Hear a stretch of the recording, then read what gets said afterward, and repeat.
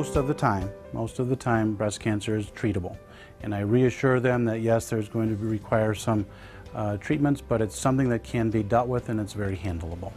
And so we start there.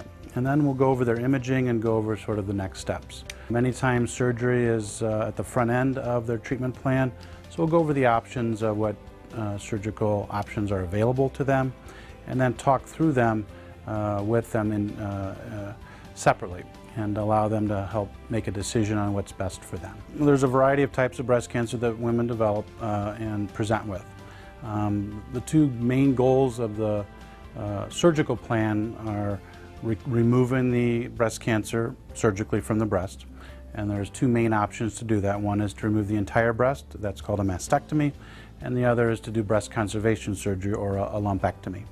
And those treatments are individualized per patient.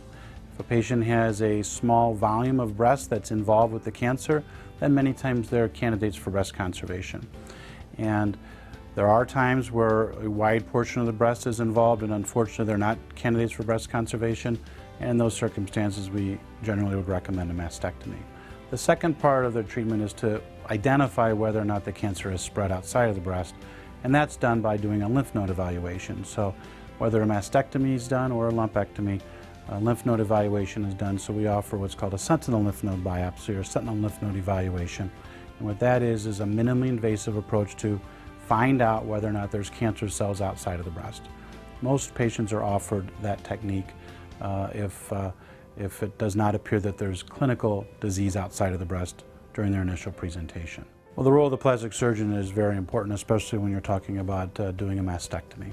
And I would say most patients are candidates for what we call immediate reconstruction, which the breast surgeon or the surgeon would do the mastectomy, and then the plastic surgeon at the same time would come in and do the breast reconstruction. I think that provides a lot of psychological benefits to the patient. It also provides less need to go back and forth to the operating room.